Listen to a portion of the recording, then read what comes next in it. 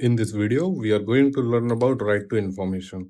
So, as per our constitution, under Article 19, subclause 1, subclause A, there is a freedom of speech and expression, and it has provision regarding right to information also. So, let's begin. And first, we will look into the provisions of Right to Information Act of 2005. ठीक है, तो हम सबसे पहले देखते हैं right to information act 2005 के बारे में। ठीक है, तो इसके ऑब्जेक्टिव्स क्या थे? ऑब्जेक्टिव्स, आरटीआई एक्ट जो है अपना 2005 का, इसका ऑब्जेक्टिव क्या है कि सिटीजन को जो है, सिटीजन को सिक्योर करना, secure access to information. Okay, तो बेसिकली इसका ऑब्जेक्टिव क्या था कि सिटीजन को जो है इंफॉर्मेशन का एक्सेस प्रोवाइड किया जाए। ठीक है, और ये इंफॉर्मेशन कौन सी होगी?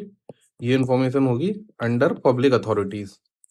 तो आप किसी प्राइवेट पर्सनल से ना उसकी इंफॉर्मेशन नहीं मांग सकते। ठीक है, लेकिन जो आप पब्लिक अथॉरिटीज के पास जो भी इंफॉर्मेशन है, आप वो जरूर सरकार से मांग सकते हैं। ठीक है, उस पर्टिकुलर अथॉरिटी से मांग सकते हैं। जैसे कि आप अपने डिस्ट्रिक्ट में हैं, आप अपने जो आपके डिस्ट्रिक्ट कलेक्टर हैं, या आपके एसपी ऑफिस है, या आपका इनकम टैक्स ऑफिस है, इन सब से आप इंफॉर्मेशन मांग सकते हैं। ये आपका राइट है। ओके, और साथ ही इसका ऑब्जेक्टिव क्या था? प्रमोट करना ट्रांसपेरेंसी एंड अकाउंटेबिलिटी। ठीक है, ट्रांसपेरेंसी एंड अकाउंटेबिलिटी को जो है प्रमोट करना किसमें? पब्लिक अथॉरिटीज में। ठीक है, जिससे कि ये रिस्पॉन्सिबल रहे टूवर्ड्स पब्लिक। ठीक है, जिससे कि ये पब्लिक की तरफ रिस्पॉन्सिबल रहे। Okay, so let's study their provisions. तो प्रोविजंस क्या है आरटीआई एक्ट के? प्रोविजंस ऑफ आरटीआई एक्ट, तो हम कुछ स्पेसिफिक प्रोविजंस देखेंगे। तो पहला जो आएगा वो है सेक्शन 2। ठीक है, सेक्शन 2 किस चीज से रिलेटेड है? ये हमें डेफिनेशन बताता है ना? डेफिनेशन बताता है हमें इंफॉर्मेशन की एंड पब्लिक अथॉरिटीज की।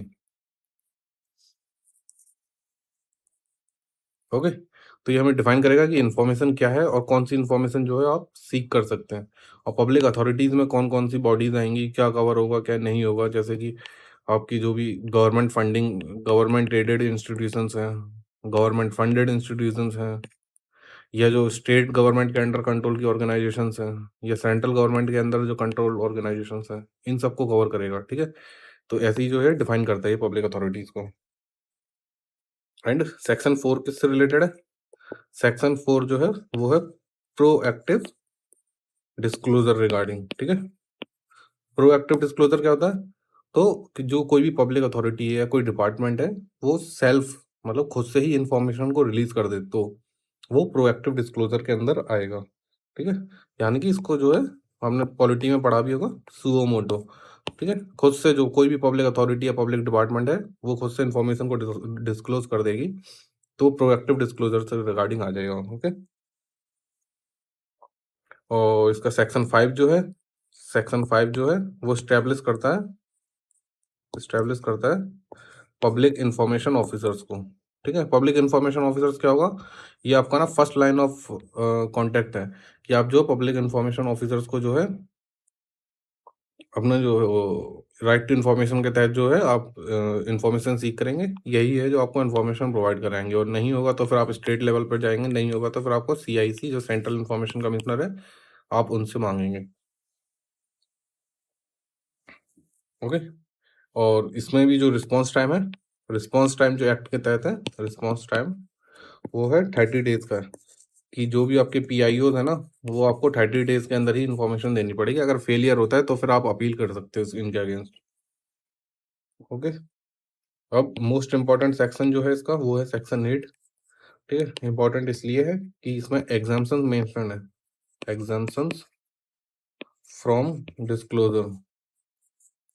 Okay, of information. तो एग्जाम्पशंस जो लगेंगे किसी भी इंफॉर्मेशन के डिस्क्लोजर के टाइम पे, कि जैसे आप किसी पब्लिक अथॉरिटी से आप इंफॉर्मेशन मांग, जैसे आप मानिए आप अपने कलेक्टर जो है आप उनसे इंफॉर्मेशन मांग रहे हैं, तो जो आपके डीसी हैं आप उनसे इंफॉर्मेशन सीख कर रहे हैं, तो जो आप उनका जो पब्लिक ऑफिस है ना, ऑफिस ऑफ कलेक्टर जो है, आप उससे इन्फॉर्मेशन तो सीख कर सकते हो, लेकिन उनकी प्राइवेट लाइफ से इन्फॉर्मेशन सीख नहीं कर सकते। ठीक है? कि उनके भाई बच्चे कैसे स्कूल में पढ़ रहे हैं, या जो भी उनका है कि मतलब व्हीकल कौन कितने ओन करते हैं, तो आप ऐसी प्राइवेट इन्फॉर्मेशन सीख नहीं कर सकते एक्ट के तहत। ठीक है? ये कुछ थे इसके रिगार्डिंग एक्ट्स। अब हम देखते हैं इसके पॉजिटिव्स क्या थे आरटीआई एक्ट के। पॉजिटिव्स या बेनिफिट्स जो हम कह सकते हैं, है ना? तो बेनिफिट्स क्या हैं आरटीआई एक्ट के, हम उन्हें स्टडी करते हैं। सो बेसिकली जो ऑब्जेक्टिव है उसी को लिख सकते हैं पहले, कि इनहेंस करने के लिए transparency and accountability with public authorities. Okay, next है फोस्टर करना, क्या भाई, गुड गवर्नेंस के एम के साथ, है ना? गुड गवर्नेंस का जो सरकार का एम है, ये भाई मिनिमम गवर्नमेंट मैक्सिमम गवर्नेंस, है ना? इन लाइन विद इसके साथ है गुड गवर्नेंस के जो अपने प्रोविजन है उससे रिगार्डिंग है। ठीक है? साथ ही साथ ये है एडमिनिस्ट्रेशन की जो एफिशिएंसी है, ओके, वर्किंग है, उसको इम्प्रूव करने के लिए, उसको और भी ज़्यादा एफिशिएंट बनाने के लिए एंड इक्विटेबल बनाने के लिए, और साथ ही साथ आप क्या कह सकते हैं कि पब्लिक को एक्सेस देने के लिए, पब्लिक एक्सेसिबल बनाने के लिए जो है वो इंश्योर करता है। तो एडमिनिस्ट्रेशन जो है आपका, जो आपके डिपार्टमेंट है, सरकारी डिपार्टमेंट है, जो कार्यालय है, वो आप उनको क्या करोगे, उनको इम्प्रूव करना है, उनकी एफिशिएंसी बढ़ानी है, उनको इक्विटेबल बनाना है कि मतलब सबके लिए एक्सेसिबल रहे, और पब्लिक एक्सेसिबिलिटी को भी इम्प्रूव करने के लिए। अब हम इससे रिगार्डिंग कुछ इशूज या चैलेंजेस देख लेते हैं। Okay, so issues with RTI act. So first issue जो हम देखेंगे वो है कल्चर ऑफ सीक्रेसी के regarding. Okay, culture of secrecy. तो जो हमारा ऑफिशियल सीक्रेट एक्ट है ना, ऑफिशियल सीक्रेट एक्ट, इसके तहत ना आप जो भी इंफॉर्मेशन है ना, आप उसको डिस्क्लोज करने से मना कर सकते हैं। इंफॉर्मेशन का डिस्क्लोजर आप मना कर सकते हैं on basis of national security. ठीक है? तो नेशनल सिक्योरिटी के ग्राउंड पे जो है, नेशनल सिक्योरिटी के ग्राउंड पे जो है, आप किसी भी इंफॉर्मेशन का डिस्क्लोजर जो है वो मना कर सकते हैं। ओके,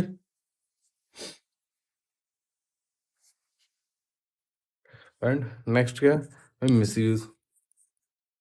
मिसयूज कैसे कि भाई कुछ आरटीआई एक्टिविस्ट, ऐसा प्रोफेशन भी इमर्ज हो रखा है ना? आरटीआई एक्टिविस्ट लोगों ने अपना प्रोफेशन चुन लिया, और ये क्या करते हैं कि फेक आरटीआई फाइल करेंगे, है ना?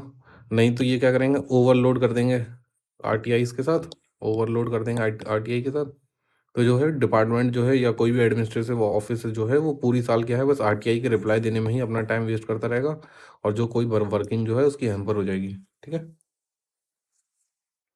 नेक्स्ट है क्या कि जो इसमें जो रिस्क है ना विसल ब्लोअर्स को, रिस्क टू विसल ब्लोअर्स, तो विसल ब्लोअर्स प्रोटेक्शन एक्ट आया था हमारे यहाँ 2014 में। ठीक है? विसल ब्लोअर को प्रोटेक्ट करो। विसल ब्लोअर क्या होता है, वो लोग ना, जो लोग की अपने जो भी डिपार्टमेंट में वर्क कर रहे हैं, या उससे अलग भी हैं, मतलब डिपार्टमेंट में ज़रूरी नहीं है, लेकिन जो भी है डिपार्टमेंट में वर्क कर रहे हैं, आप इंडिपेंडेंट भी हैं, और जो आप पब्लिक इन्फॉर्मेशन में या पब्लिक को कोई इन्फॉर्मेशन डिस्क्लोज कर देंगे, कि यानी कि जैसे कोई कंपनी है, ठीक है, ये कुछ भी मैल प्रैक्टिस कर रही है, जैसे मान के चलिए ये कंपनी है, ठीक है, ये कुछ मैन्युफैक्चरिंग करती है, और यहाँ से जो भी है वेस्ट निकलता है ना, उसको पीछे जो रिवर बह रही है ना, उसमें डंप कर दे रहे हैं। अब ये क्या है, गवर्नमेंट को मिसलीड कर रही है कि भाई हम तो कोई डंप नहीं कर रहे हैं, और हमारा जो पूरा प्रॉपर ट्रीटमेंट हो रहा है, लेकिन आप इस कंपनी में काम करते हैं, एक इंडिविजुअल है अपना, ठीक है, ये इस कंपनी में काम करता है, और इसने ये इन्फॉर्मेशन जो है ना डंपिंग वाली, ये पब्लिक में ला कर दे दी, तो ये क्या होंगे, विसल ब्लोअर्स होंगे।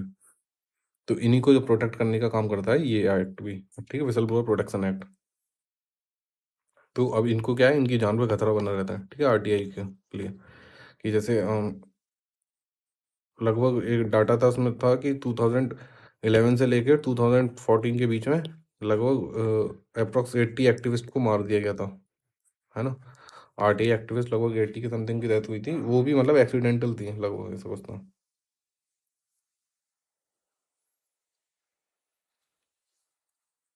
So let's discuss certain suggestions. तो आप सजेशंस क्या हो सकते हैं इम्प्रूव करने के लिए? तो सजेशंस या हम वे फॉरवर्ड देख सकते हैं। वे फॉरवर्ड क्या होगा भाई आरटीआई के लिए?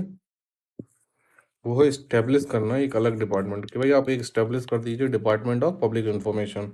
ठीक है, department of public information establish होना चाहिए, जिसके तहत होना चाहिए public record office. Public records office, तो जो भी इंफॉर्मेशन है आप डायरेक्ट इन्हीं से सीख कर सकते हैं, तो आपको ना अपने एडमिनिस्ट्रेशन को परेशान करने की जरूरत नहीं पड़ेगी ना कुछ होगा। ठीक है, या फिर आप क्या कर सकते हैं, setup single window system. Single window system कैसे होता कि भाई आपको जो भी इंफॉर्मेशन चाहिए किसी भी डिपार्टमेंट रिगार्डिंग, वो एक जगह पे आपको सारी इंफॉर्मेशन मिल जाएगी, या जो है आपका एक ही पॉइंट ऑफ कांटेक्ट रहेगा, है ना।